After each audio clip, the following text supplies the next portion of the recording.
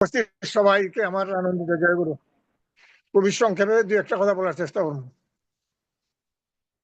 ধর্ম ইয়েটা কিন্তু ধর্ম না, আলোচ্য সূচিটা ধর্মকে জানা মানেই বিষয়ের মূল কারণকে বিষয়ের জানা। মূল কারণকে জানা, আর তাই জানাই জ্ঞান। আচ্ছা, এখন ধর্ম তো আমার রঞ্জিত বাবু অনেকটা হয়েছে, আমার কর্তায় বলছেন ধর্ম মানে হইলো কি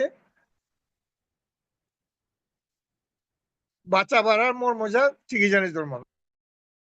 ধর্মের সবাই বাচ্চা বাড়ে, সম্প্রদায়টা ধর্ম নয়। এই ধর্ম সম্পর্কে ঠাকুরের অনেক বাণী আছে। যাই হোক, এই বাণীগুলা যে বইলে লাভ নাই। ওই যে আমার কর্তা বা রঞ্জিত যে কইছে যে আচরণের মধ্যে ধর্ম, ধর্ম এমন একটা জিনিস, প্রতিটা অনুপরমাণুতে ধর্ম আছে, প্রত্যেকের একটা ধর্ম আছে। সেই ধর্মটা আমরা পরিপালন করি কিভাবে?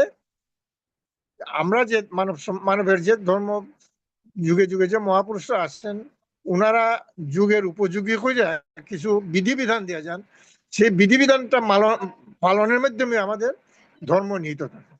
যখন সদ্গুরু আসেন, ওনার নির্দেশ পালনটাই হচ্ছে ধর্ম পালন। এর ব্যর্থ হয়, এটা অধর্ম।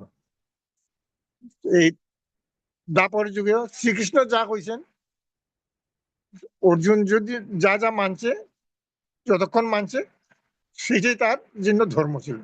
প্রতি যুগে যুগেই যিনি আসেন, তার কথাটা মেনে চলা, তার তাকে অনুকরণ করা, এগুলোই আমাদের মূল ধর্ম। এছাড়া আর কিছু ধর্ম নাই। ধর্মটা এমন এক জিনিস, আমরা এই জিনিসটা যদি এই যে সৎ, যিনি সৎ, যে যুগে যিনি আসেন তিনি একমাত্র সৎ, তার কথা যখন আমরা মানব, তখনই আমরা ধর্ম পালন করলাম।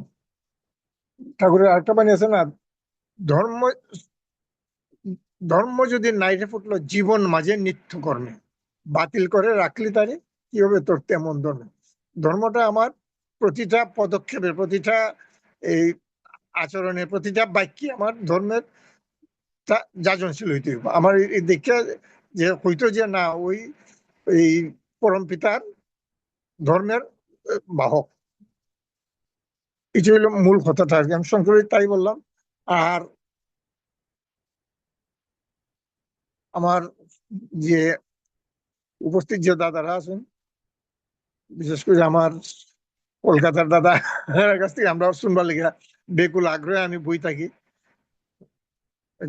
উনি আসলে একজন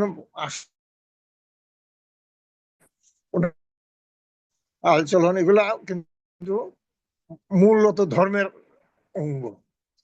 যাই হোক, সবার মঙ্গল এবং সুস্থ দীর্ঘায়ু কামনা করে আমার সংক্ষিপ্ত বক্তব্য এখানে শেষ করছি। জয় গুরু।